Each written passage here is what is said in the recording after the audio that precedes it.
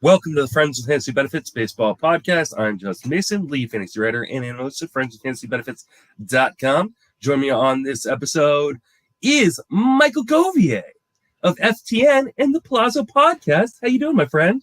Hey, here I am. I'm doing my thing. I got some crap in my throat. Ew, gross. COVID will bring it down a bit. You know something about that. But I'm here. I'm excited, and I'm ready to rock. I love, we did the show last year, so I wonder if I'll get some more things on the nose. I think I remember saying something about, I might have said something about Tarek Skubal was not going to be all that, but he was pretty good. He just got hurt. So I don't want to be wrong this year. My real goal here is to be correct 100% of the time with no mistakes whatsoever. Well, I wish you luck in that endeavor. That is never my goal because I know it is a foolhardy goal. But remind everybody where you can reach on social media and plug everything that you're doing right now.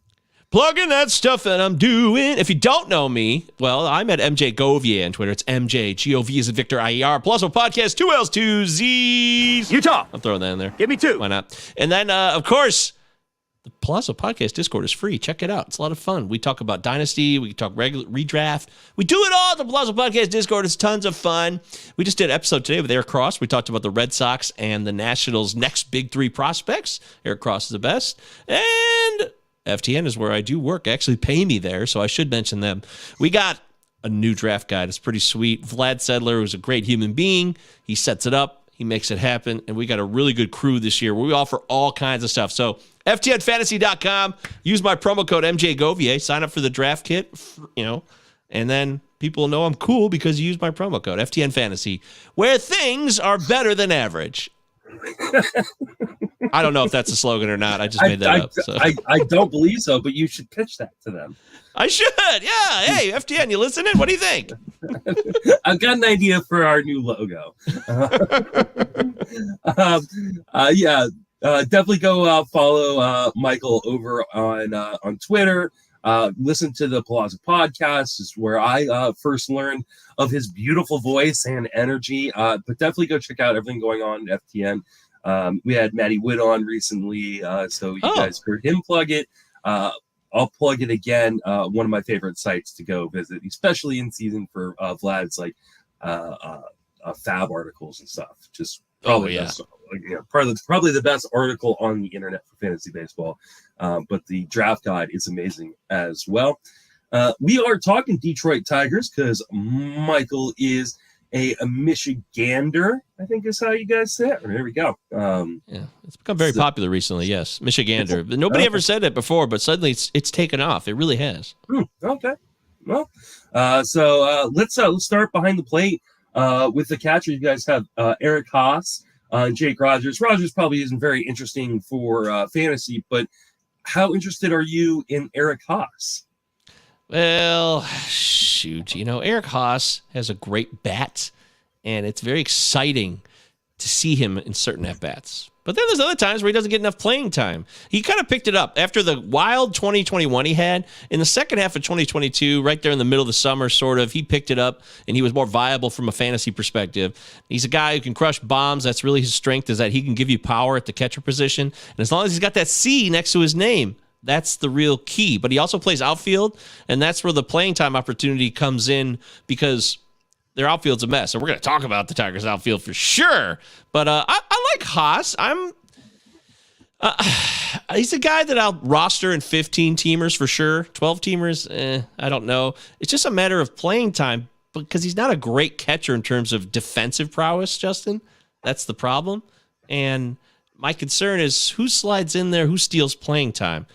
But then you look around, you're like, oh boy, there's not really a lot to fear at the catcher position in terms of challengers. So I'm going to be thinking about him as a 12-teamer. I'm still uncertain of where he fits in the value of those types of leagues.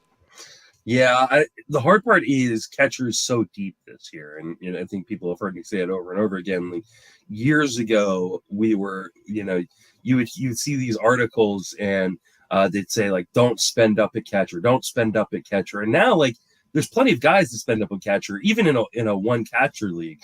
I think he's obviously viable in a 15-team 2-catcher league. I think he's borderline in a catcher 12-teamers. So, yeah, he's not a guy I end up with very often. I like the fact that he can get extra plate appearances in the outfield or at DH, but that only added up to 351 plate appearances last year. So, like, that's not like he's not a plate appearance hog like some other guys at this position. So, just not super interesting to me. Well, that's depressing, isn't it? Sorry. Speaking of depressing, Miguel Cabrera, this is going to be his last season. Is there any God? Is there any chance he is fantasy viable in his last season? Hell no. I mean, yeah, I guess a miracle could happen for a stretch. There could be a moment in time where he gets picked up as a streamer, but no way. He's deteriorated so greatly. I remember there was a time where Miggy was so masterful at dominating the inner half of the plate. He could turn on a ball so viciously, so quickly. Didn't matter how fast it was coming in, what kind of movement it was. And those days are over. They're so over. And he's not the kind of guy who, in Detroit, we know the truth here. Miggy, outwardly to the national landscape, to MLB abroad, he's a Hall of Famer, no doubt about it. Yeah. And he is a legend in the game. He passed 3,000 hits last year. We all know that. He's got the big credentials, 500 bombs. So they're all there. He's a first ballot, easy Hall of Famer. But he's not a guy. He teaches and he likes to talk about hitting, but outside of that, there's not a lot of extra effort in terms of refining his body, taking care of himself. Like Albert Pujols, what Pujols did last year, especially late in the year, and he was motivated, right? I know he really wanted to get to 700, but he was a fantasy asset down the stretch. He really was. Yeah, it was surprising to see, but that's a guy who was left for dead and then showed life. So if you're thinking to yourself, whoa, Miggy was left for dead, maybe he'll show life in his last season. I just think the big difference is that Pujols has always been much more physically focused, taking care of his body and being fit as much as he can be. And I think that difference will show itself in 2023 here. I'd love to say there's an exciting moment, an opportunity here for Miggy to be a viable asset, but I just don't see it, man. I will be surprised. I'm going to stand tall. One thing I'm doing more in 2023 is trying to be more locked in on my convictions, and I'm going to lock in on this conviction. I just don't see it. Yeah, I'm 100% with you. I'd like to hear your conviction on Spencer Torkelson, who is the heir apparent there in Detroit. Is he being forgotten about a little bit in fantasy because he struggled so mightily last year? I'm sure he is, but the problem is he's not being forgotten that much because number one overall picks just aren't. People are prospect freaks and, oh, God, I got to have it. Love prospects. I wrote a whole song on the power of prospects. They are tantalizing. So, yes, he'll be diminished a tad, but I don't think greatly, Justin. I think people will know that he still could be something special. And we know in baseball it's a really, really, really, really, really hard game, and it's challenging. More than most sports. Maybe more than all the sports. Hitting, very tough to do. So I think people will not lose track of him. Obviously, his ADP and how he comes into the season in terms of where he gets drafted will be hit hard, but he's not going to be someone who's dismissed. I think even a 12-teamer is easy. People will be drafting Spencer Torkelson for sure in 12-teamers because they don't want to miss out. Nobody wants to miss out. Don't be a fool, though. Don't get that FOMO, which has no substance to it. And I'm not saying Spencer Torkelson's bad or he's a lost cause. I'm very torn on where I'm going to be trying to grab him this year. I wonder what you think. I like him at the price. I think the Tigers have no reason not to give him as many plate appearances as possible at the majors. The only problem is if he performs the way he did in 2022, he won't stay in the majors. And so if you're in like a draft champions league, he becomes a really difficult person to roster because you could be hit by injuries in June by whoever your first baseman is, Torkelson being your backup, and he's no longer in the majors because he just sucks. So I would much rather roster him in a fab league where I know, like, hey, if for some reason he's hurt, for some reason he's just not living up, even coming close to the hype and gets sent down, I can drop him pretty easily.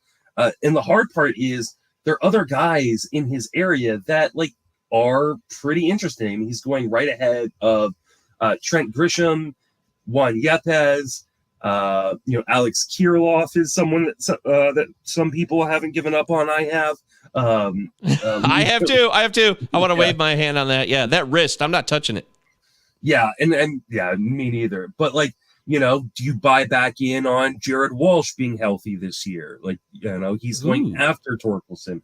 I don't know that I do, but some people will. Wilmer Flores is triple eligible. Would you rather have that than the single eligible, young guy who hasn't proven anything? So Joey Votto, dude. Joey. I mean, it sounds crazy, but Joey Votto can still hit bombs if he's healthy. But it sounds like he's not going to be ready for the start of the season. So I think you can take, some calculated gambles on Torkelson, but I would not load up on him. He's not like a draft target of mine. It's kind of, and there's just so much depth at first base. It's hard to really say, he's the guy, because I don't think he's the guy. A guy like Harold Ramirez showed real grit last year, if I can use Dan Campbell's phrase from the Detroit Lions. Love my Lions, yeah. But he's 448, 448. His ADP's way in he could get him for nothing, and he might not be that far off. I know playing opportunities aside, but might not be that far off from Torkelson this year. It's a big mystery. I wish I had more to give you guys right now. Like, here's what I like about Torkelson and why. But frankly, I need to see that he can make more consistent contact and drive the ball. And, there's something we should bring up. We didn't bring it up yet. Probably should have brought it up early, and I wanted to, is that Comerica Park is making fence changes this year. Oh, I did not know this.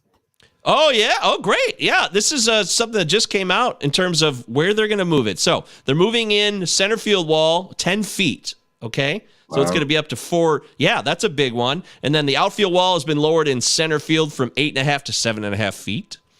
Right center field from 13 feet to 7 feet, and in right field from 8.5 feet to 7 feet. They're trying to get, the Tigers were dead last in homers last year, and I also think they're trying to get more ball, which Comerica's already known for. Balls in play, the gaps, triples, yada, yada, yada. I think they're trying to create more power and balls off the wall opportunities, which creates more exciting moments. And, this is the opposite for me of what the Baltimore Orioles did, Justin. They moved their fences to help their pitching in the AL East, and it made a huge, nobody can deny what the fence movement did for the 2022 Orioles. Made them a darling, a Cinderella, an incredible team to watch, and it inspired hope for the first time in a generation in Baltimore. And I'm not saying that's what's going to happen for Detroit here, but Scott Harris, the new overall runner of the show there in Detroit, is a smart guy, comes from the Giants. He knows what he's doing. And I want to see how much offense this is going to spark and how much it'll help a guy like Spencer Torkelson. That is going to be really important. It's also going to be really important for a guy like Jonathan Schoop, who definitely struggled last year going, deep, hitting home runs. And I think it was because the ball was a little deadened, right? And Detroit hasn't been a great place to hit home runs. And he doesn't have prodigious power. He just kind of has front scraping type power. So this could actually be a huge move for Jonathan Schoop. What are your thoughts on him this year? I've always been an anti-Schoop guy, except for, of course, shout out to your partner, Paul Sporer. When the Schooping happens, it happens. And no one's going to stop the Schooping. But yes, outside of that, he's not a guy I ever draft, not a guy I get excited about. He did show some life in 2021 and got people excited, but I called it. I'm like, you're not going to get what you got out of him in 2022. You just didn't. And that was what I was correct about. And going now into this season, he's still part of the squad. And the ball is the big mystery. Justin, you brought it up. This is why I have a really hard time outside of the data we can show, looking at WRC plus and max X velocities and all this stuff. We can look at all of it, but what is going on with the ball? What ball will be in play this year? It is a mystery. It is. It truly is. We have to see the season play out. We can look at spring training and try to glean something from that. Like, maybe this is the ball that it'll be this year. We can look at the stats in that short sample. But I got to tell you, the ball is a huge problem. It's a matter of integrity. We have hundreds, if not millions of dollars at play with fantasy and betting. It's too much at stake for there to be such uncertainty. So to go back to your point about Jonathan Schoop, I'm not trying to avoid the question here. I'm mildly interested in him but this is definitely somebody who's a 15-teamer, a bench guy that I would pick up maybe at the very end of a draft in round 28 or 29. Not a guy I'm excited about, and I would look for other options with second base and, if he's got the corner outfielder or corner infield eligibility, I think there's other options I'd prefer. Yeah, I've been a big Scope guy in the past. But yeah, I mean, he was just murdered by that ball last year, and I don't know what they're going to do. And even if, let's say they put the old ball back in place, there's a little bit more juice in it. What's the upside on Jonathan Scope? 23 home runs? Like, it's just a 250 average, maybe a 260 average on, sorry to say, a pretty bad team where you're not going to score a whole lot of runs or RBIs. He doesn't steal bases. So, like, what's the point? Like, I think doesn't walk either. Yeah, I think the best part about Jonathan Scope is that he plays. So in a league where that matters, AL only, draft champions, where you're gonna need bodies, I think he makes sense. Especially he's going around pick 445 right now. That's the 30th round. Like, okay, that's fine. Like but I don't really care. That's not like a target of mine, even at a shallower than usual second base position. That is so well said, my friend. And by the way, when people got excited in 2021 for that season he hit 22 home runs, which at second base, you're like, oh, that's nice. He's still at a 107 WRC plus. That doesn't blow my hair back at all. No, not at all. What does blow back my hair is the windstorm that Javi Baez produces when he swings and misses. And while he is one of the funnest players in baseball to watch, last year was absolutely a disaster. I don't even like it. It got better, but it never got good at any real point during the season. Is there a chance he's got now a full year under his belt in Detroit? Maybe he's a little bit more comfortable. They move in those fences. Do you think that Javi Baez has bounced back this year? Oh, man. We were in the same main event draft together in Vegas. Mm-hmm. We sat at the same table there, and you never told me not to draft him. I drafted him in that league. Come on, man. I apologize. You should have stopped me. I wish someone had sniped me. That's what I wish. Yeah. It was so bad. Don't forget, folks. Do not forget how bad the first 60 games were for him. They were historically bad, okay? You'll look at his bottom line, and you say, okay, well, wasn't great. He had 17 homers, stole 10 bases. No. No, he didn't even steal a base until June-ish. He really didn't. There's nothing there to go on. And he was so bad with the dead ball mixed in. I feel a little bit bad, but he was just terrible. The one key thing here, Justin, is interesting is that his actual K rate ended up being around 25%. And for him, we'll take that. I'll take that. That's a benefit. So I wonder if these offensive changes with the fence combined with his second year here, AJ Hinch trusts him. He's going to get the playing time. He's one of their most talented players on the surface. So I hate to even admit it, but I don't ever want to be shunned by an opportunity by my own emotion. Okay? I don't, just because I had a bad run with Baez last year.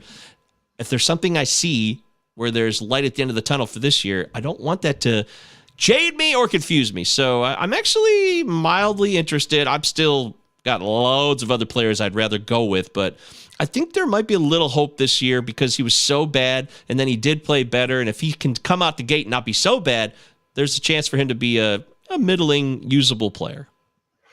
I mean, here's the thing. He's like the anti-Jonathan Scope, right? Like in what was pretty much his worst season as a pro, he still went 17 homers, 9 stolen bases. 238 is not a good batting average, but it's not an atrocious batting average in today's game, right? Like all in all, like his floor is a hell of a lot higher than the floor of a guy like Jonathan Scope, right? And so you just go, well, he still has the ceiling, right? He still has that, 2020 or even 30, 20 kind of ceiling. The problem for me on Baez, because I'm actually not as worried about him in terms of like his production this year. He had his best zone contact in 4 seasons. Like you said, the strikeout rate was down. Like he was actually making better contact and doing things under the hood better than he had previously in Detroit. I think he was hurt by the dimensions of the ballpark, by the dead ball, by his own aggressiveness, which is going to have huge ups and downs anyways. The problem is the discount is not cheap enough for a guy who is like talked about as like you should be dropping him like in June, and he's going at pick 170, and that to me is like, oh, that's a lot higher than I figured he'd be going. And there's so many guys at 170 I still really like, and so it seems super unlikely I end up with Javi Baez, but I actually do think he bounces back some. Maybe not to prime Javi Baez, but he's going to play every game as long as he's healthy because his defense is amazing in that contract.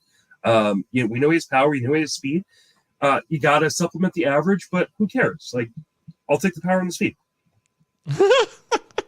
You're right, dude. I got to tell you, I did look into his contact rates of probably around July, August, and I was surprised. Like, oh, well, he's not a total disaster on that front, and he's barreling okay. And this is a guy who's been, at times over the last 3 to 4 seasons, a top 80 pick, if you will, right? Like he was even higher. You think about ADP, which I'm not, I understand ADP. There's a whole bit I could do about, you don't want to make your whole case on generalized ADP. Make your own projections, make your own rankings, and then mix it in as a tool. But he's been at the forefront of the top end of the shortstop spectrum in terms of being a draft pick. So, I know that didn't happen for no particular reason. You know that as well. So you're right. He is the anti-scope.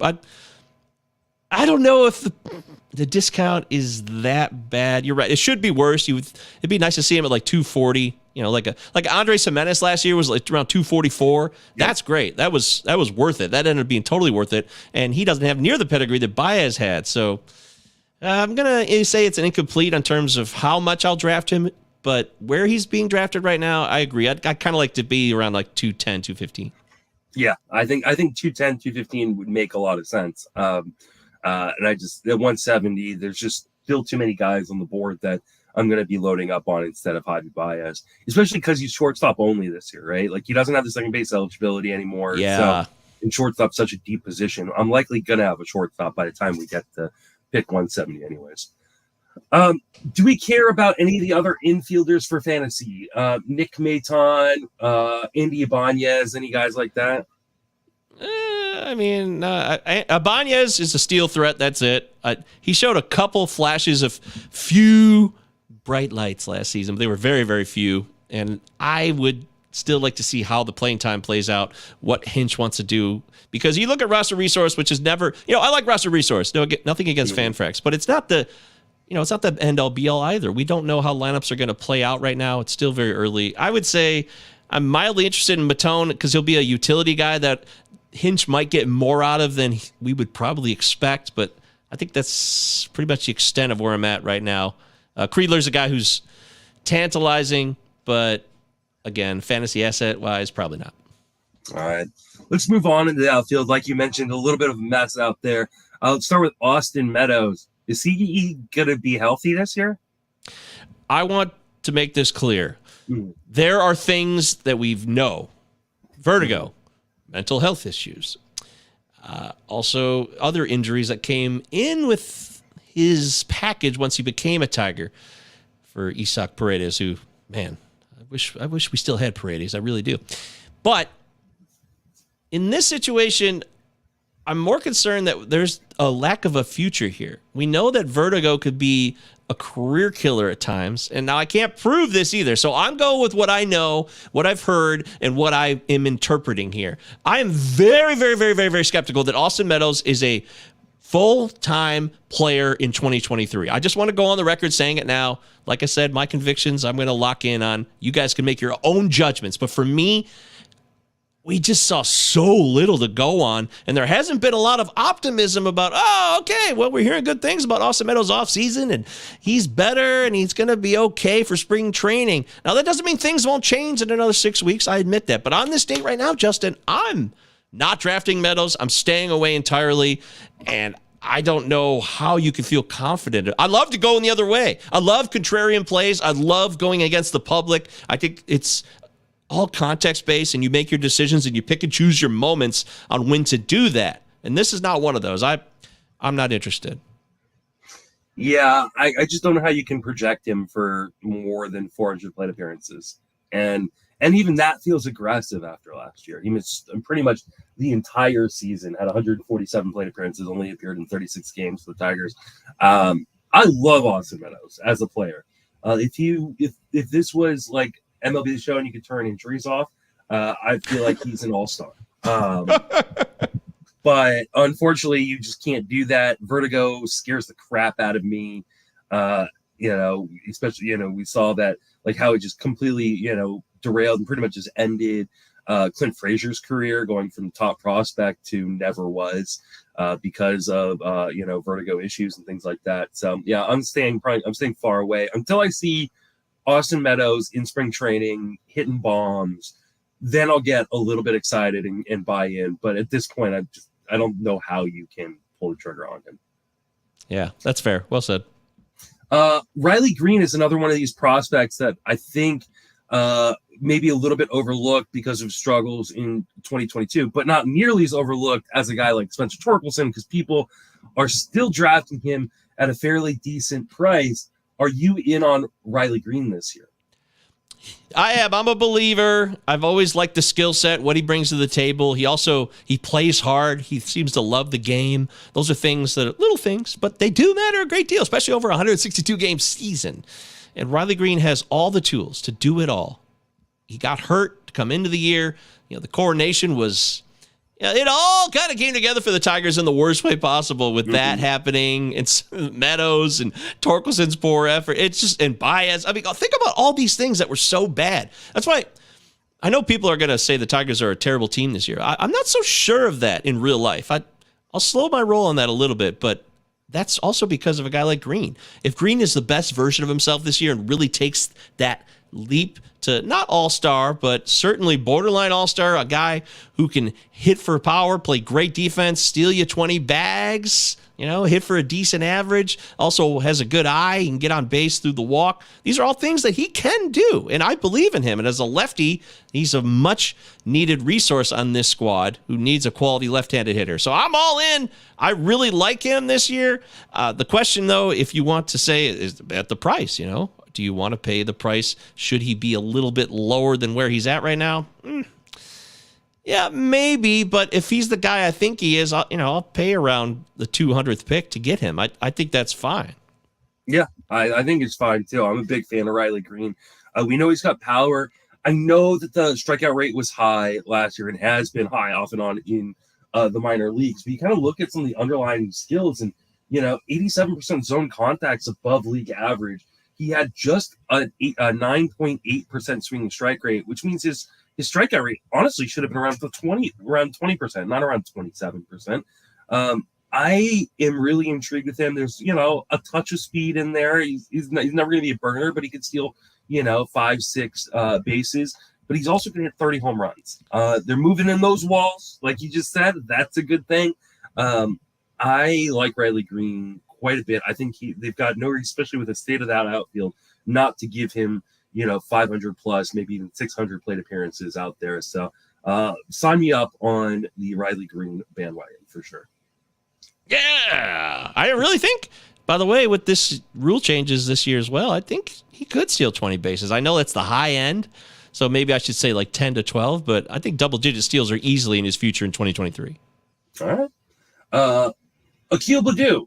He was the breakout of 2021 that completely flopped in 2022. Oh. I don't know that flop was really all his fault. I feel like the organization never really gave him the opportunity they should have. Is he going to get an opportunity this year to be kind of the player he was in 2021? Akil Baddoo. His father's from Ghana. I wrote that in a song that I did about Akil Baddoo. I love Akil Baddoo. I was so excited about that breakout you spoke of. That's when I wrote my song for him. It's a great song. Check it out on the Palazzo YouTube. You'll love it. For now, though, they brought in Matt Vierling, so we got to mention that. We're going to talk about Vierling, but we might as well mention that now. You combine the fact that Eric Haas can play left field, Vierling's in the mix. This is a platoon situation, which I think it's always been the case. In fact, our friend of the show, your pal, Dave McDonald, has always been an anti-Baddoo guy, I believe, because his splits are so bad. That's a real problem. It doesn't seem like it's ever going to change. His WRC plus against lefties is bad. I think Baddoo's a nice guy to want to succeed, but I don't know if he will. Yeah, I tend to agree with you. I feel like it's going to turn into kind of a strict platoon, which is unfortunate for him because he does have some power and definitely has some speed. I don't know that the opportunity is going to be there in the way that we want for him in fantasy. Now, if you're in a deeper league with like daily lineup moves, fine. If you're playing DFS, fine. Use the good matchups and things like that. But I think the addition of Vierling, the other options they've got to pick up short side at bats, I think it's going to be a problem for Baddoo this year, unfortunately. Let's talk about Kerry Carpenter. Who is Kerry Carpenter? Kerry Carpenter is a Virginia Tech product who smashed some home runs in the minor leagues so well last year that they're like, hey, let's get this guy's bat up here in the lineup. And this is a threat to Miguel Cabrera because he can hit for power right now. He's a 25-year-old, and I really like the power. It's not a fluke. The power has been basically confirmed. 2021 and 22 in the minors at AA levels, consistent pop. The strikeouts, of course, it's always good. Guy like this, it's under 30%. So, I'll take it. If it's under 30% in this day and age, it's not bad. At 27, I'll take a 27% K rate. Also, some interesting numbers in terms of being able to get on base and being your classic slugger.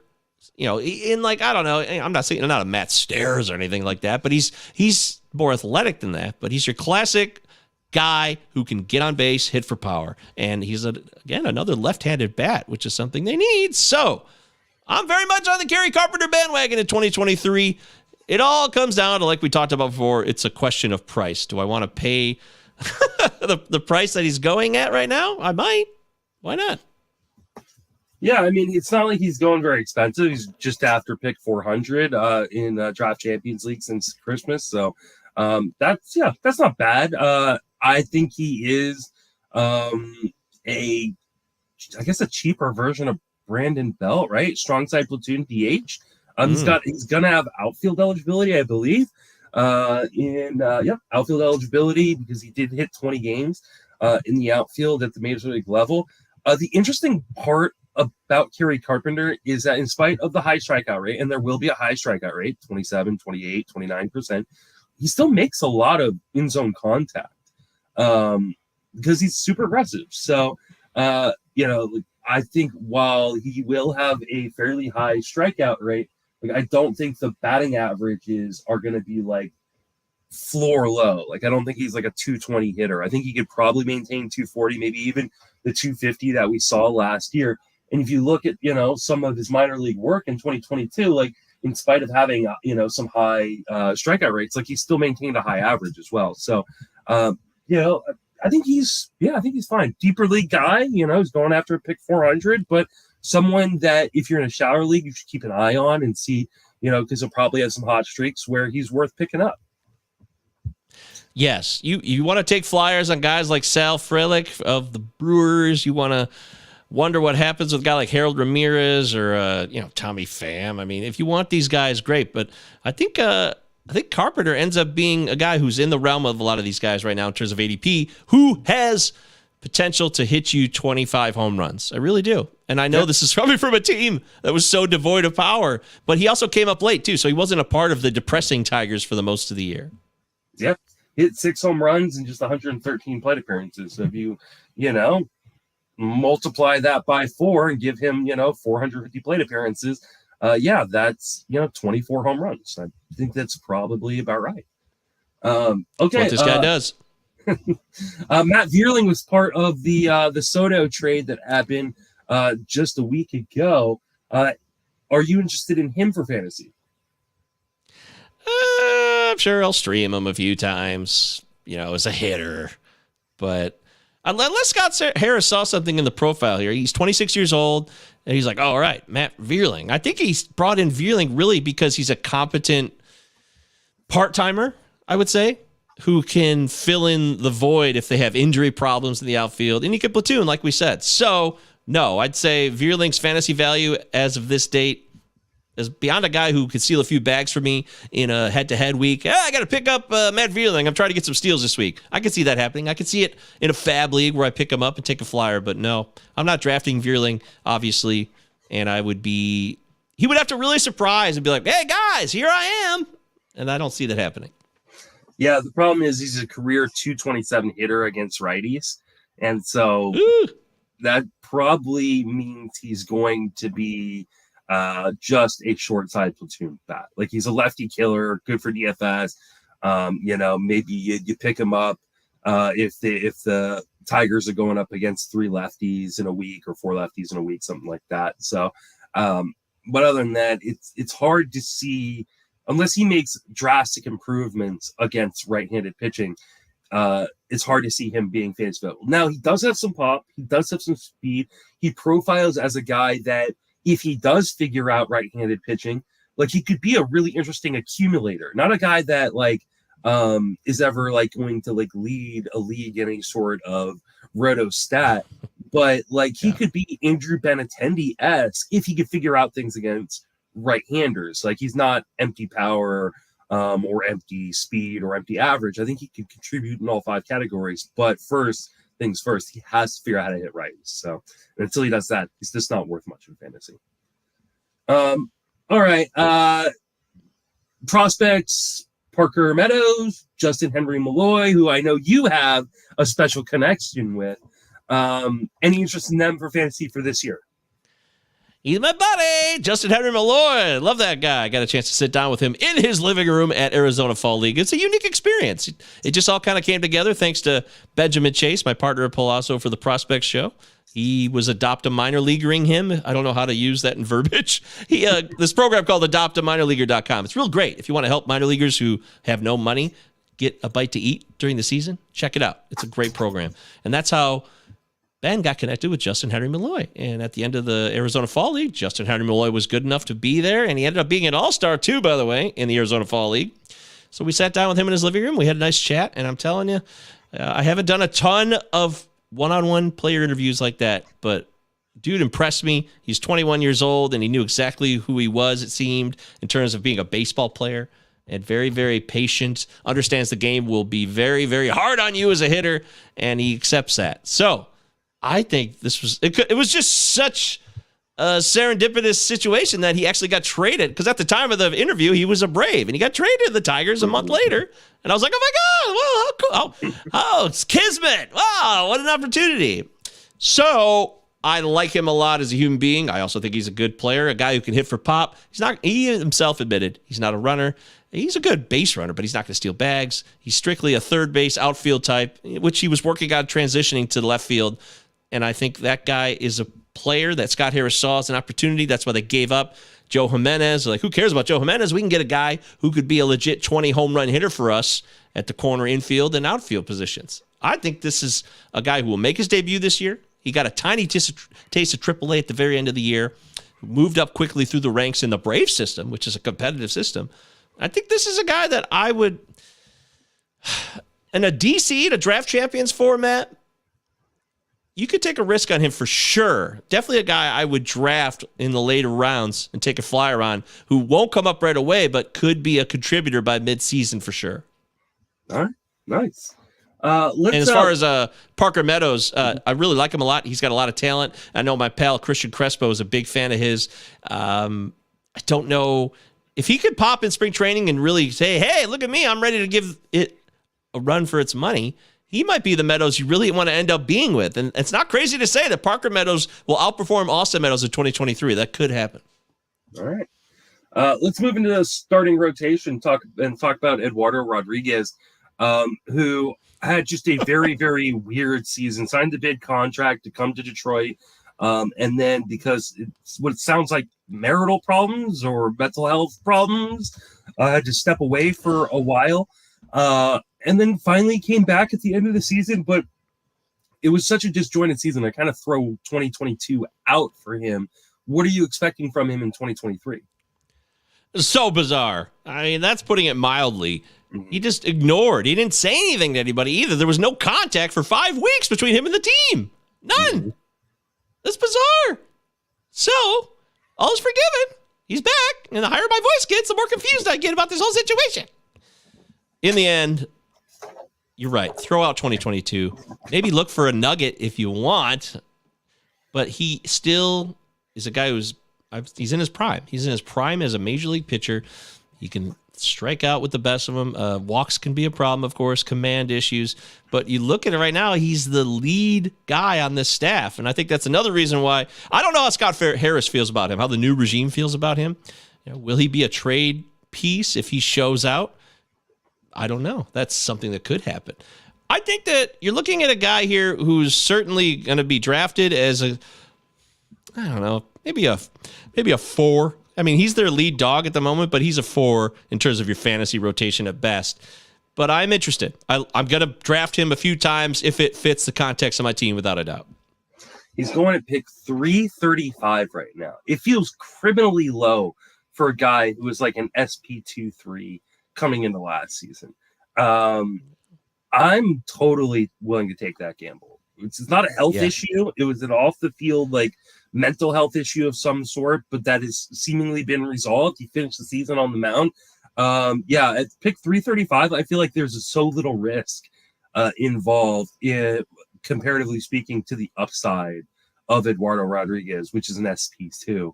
I will be getting Eduardo Rodriguez on quite a lot of teams this year. You think about him, but in a guy like Tyler Mahle, who had physical shoulder issues, who's going around the same area. I absolutely trust Eduardo over Mahle all day because of the exact nature of his off-field issues that you described. That's a great call. Yeah, I mean, I love Tyler Mahle. I'm a big fan. I do too. But he didn't finish the year on the mound, which is a huge issue for me. In terms of where I'm going to be willing to draft him. I'd much rather have Eduardo Rodriguez.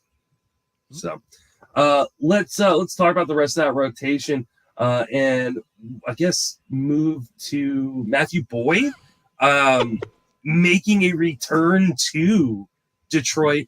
This one caught me off guard. I didn't even hear about the signing. I was on a podcast with somebody, and they were like, "Oh yeah, Matthew Boyd in Detroit." I'm like, "Wait, what do you mean Matthew Boyd in Detroit?"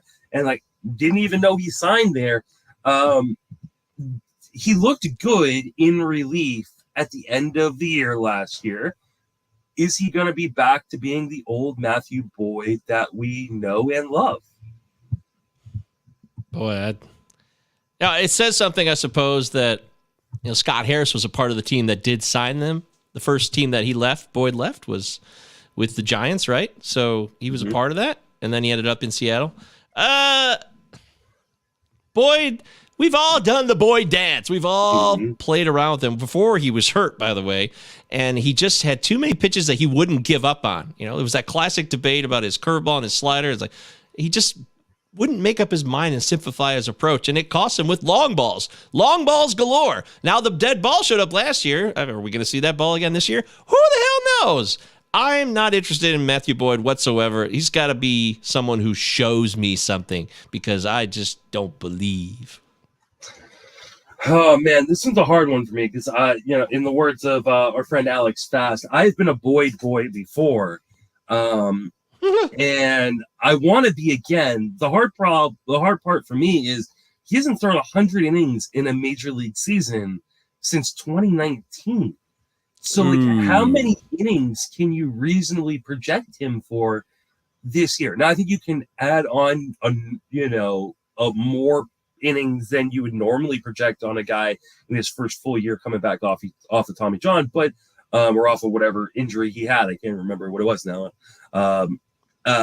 However, because he's on a 1-year deal and he needs to show himself. The Tigers don't care if his arm blows out.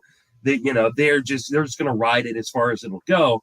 That being said, like, I have a really hard time pulling the trigger on a guy who only threw like 13 or 14 innings last year.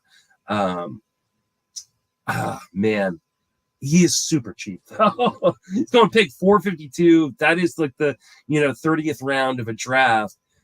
I might take a gamble here or there, just because I've been a huge fan in the past. But I definitely not a guy I'm going to be loading up on all my teams, especially teams where I can't drop him. He won't be on any of my DC teams. So like if you're in a best ball league or a DC league, where you can't drop a guy, like I don't want him on my team because I really don't know how many innings I'm gonna get from him. Yep. Yeah, I'm with you there, pal. Good call. All right, next guy is Michael Lorenzen, one of the big offseason moves, I guess, for the Tigers. This has been a friend of both of ours, Michael Simeone's favorite guy for a really, really long time. And I've for a really, really long time questioned why. I still question why people like Michael Lorenzen. Do you like Michael Lorenzen? No, I don't like him, but he's guaranteed a spot here. He signed a deal with that intention. And maybe he ends up being a trade deadline piece if he gets the best version of himself. He's never been a dominant. I mean, in smaller doses as a reliever, remember, he's been a reliever and a starter. He's been able to show more success as a strikeout artist as a reliever. But even then, he wasn't a dominant success in that world. I love Michael Simeone. He's a great human being. Always wish you well, Michael. Hope you're doing all right. But no, I don't. I'm not drafting Lorenzen. I don't care what the price is, no matter what. And he'll probably be a flyer. Might be a free agent pickup for me a few times during the regular season. I admit that, but no way I'm drafting it. Yeah, I'm with you on that. What about Matt Manning? Former top prospect that struggled at kind of the high minors, came up last year, or came up in 2021, struggled in his 85 innings stint in 2021, went back to the minors in 2022, came back to the majors. It was actually pretty good, but ended the year injured. And there was some concerns about the elbow. Where are you at on Matt Manning? I saw a tweet today from Alex Fast once again. Mm-hmm. Hello, Alex. Hope you're doing well. Happy New Year. About 4 pitchers had a sub 300 slugging on their four-seamer with a minimum of 500 thrown.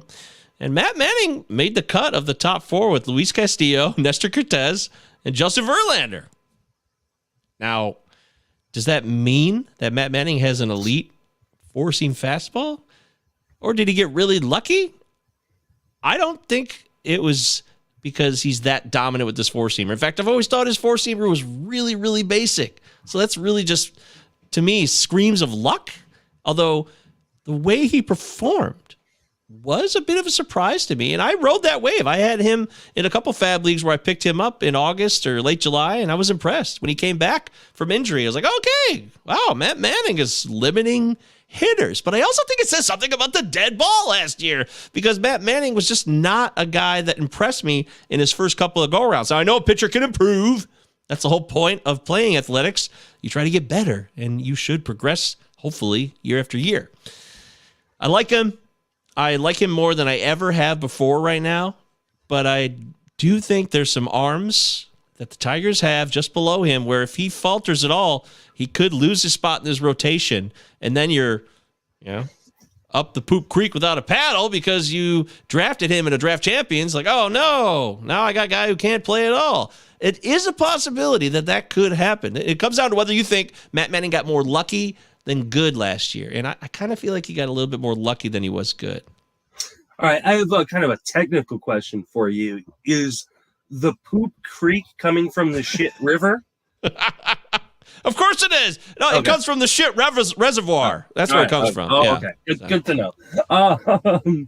I like Matt Manning, especially at the prices here. However, I think he is one of the guys you really want to be watching, or at least stat watching in spring training. Can he keep those walks under control? That is a big aspect of what, whether his control and command are in place, coming in. And is he healthy, right? Like ending the year in the IL is something we were just talking about with Tyler Mahle, right? It's not something I love when a guy ends the year on the IL. However, the price is just dirt cheap right now. Pick 485 in draft champions leagues. That, is outside of a 30-round draft. So, like, he, outside, you're only drafting him in the last round of your draft, unless you're drafting draft champions or some sort of best ball, real deep best ball league. I take the gamble, right? He's an easy drop if he's not looking right. If if the command and control don't come back in the way that they were there towards the end of the season. He was very impressive down the stretch for the Tigers, especially with how well he was commanding things inside and outside of the zone. So I'm kind of bought in, especially because the price is so low right now. He was impressive. It was really, really impressive. I'm going to dig deeper and make a final determination because it's a mystery to me. You see tweets like that, and then you look at what he did. You're right. There were moments that say, well, this guy was a top 10 MLB draft pick too. So there's also a pedigree. I'm going to look deeper. I'm a little concerned right now. All right. Then the Tigers have a bunch of other arms. Tariq Skubal is coming off of a flexor surgery. We've got Spencer Turnbull. We've got Joey Wentz. We've got Bo Breeze. Do we care about drafting any of them? Boy. I definitely care about drafting Joey Wentz. I think what we saw from him last year late in the season was not a fluke. He's a guy who's been a very talented arm, who just had a ton of injury problems, which made him one of the oldest guys ever to be at Arizona Fall League this past season because they wanted him to he didn't pitch a lot, but he went out there and had a couple more reps because they want to build up that arm.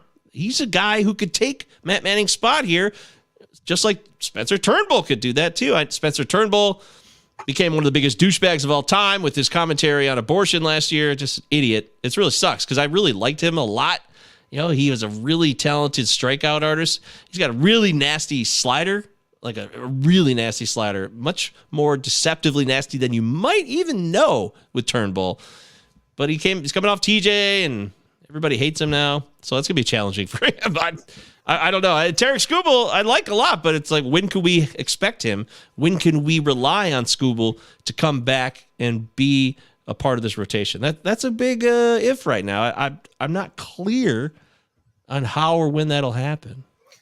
Yeah, I'm not drafting either Skubal or Turnbull right now. I don't draft guys off of Tommy John. I wait for them to get a full year under their belt before I'm back in on them.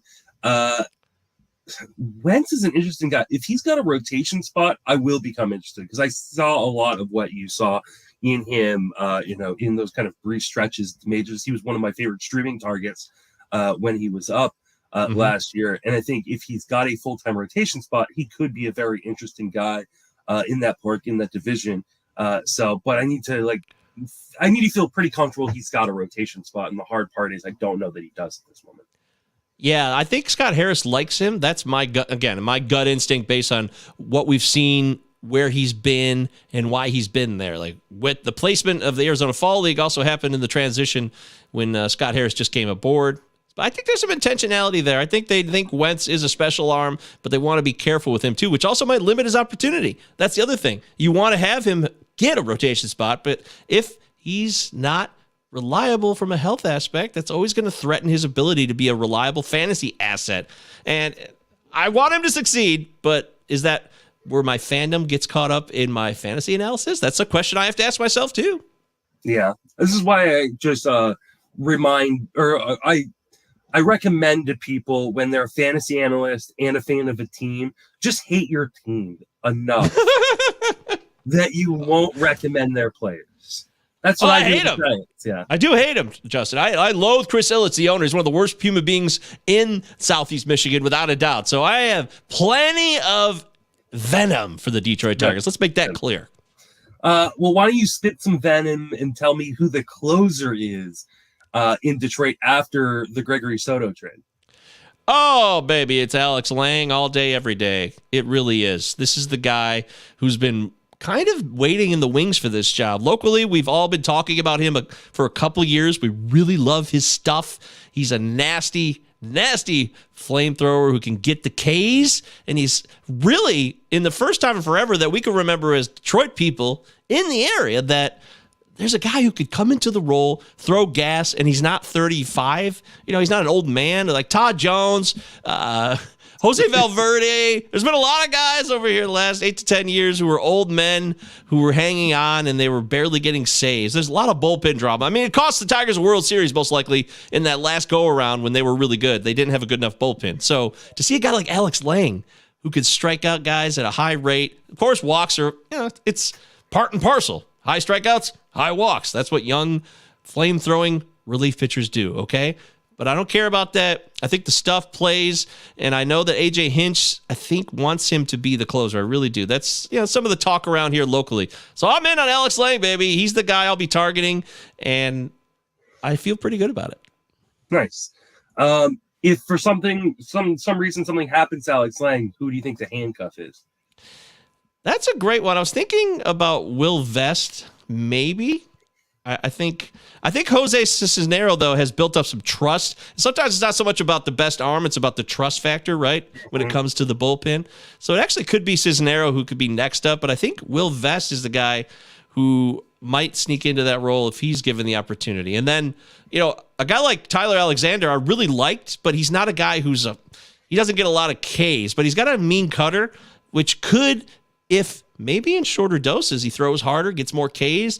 Maybe he's a guy who fits in that role, but I also don't. It seems unlikely that Alexander will get that play, but I do like his arm, and he's somebody who could be in the mix if Lang fails or gets hurt. All right. Well, Michael, thank you so much for joining me. Really appreciate it. Hey, thanks for having me, Justin. It's a pleasure to be here. I'm at the Palazzo Podcast, 2 L's, 2 Z's. That's where we do all our work. And you know where to find me at MJ Govier on Twitter. If you got something going on with your life besides baseball, I'd like to talk about everything. The biggest crisis in your life, let's talk about it. The most happiest moment of your life, let's talk about it. DM me at MJ Govier. And don't forget to check out FTNFantasy.com. We got the draft guide rolling. It's good times, noodle salad. You can reach me on Twitter at FWFB. Give us a 5-star review. Really, really helps us out. Definitely go and check out all of Michael's pods. The Palazzo pod, the one you do with Leanne. First Day Pod. Yeah, First Day that's right. Pod, the Cinema 9 pod. And movies. Yeah, go check out all of the work that Michael does. Check out my pods. Obviously, this one, the TGFBI pod, and the Sleeper in the Bus podcast.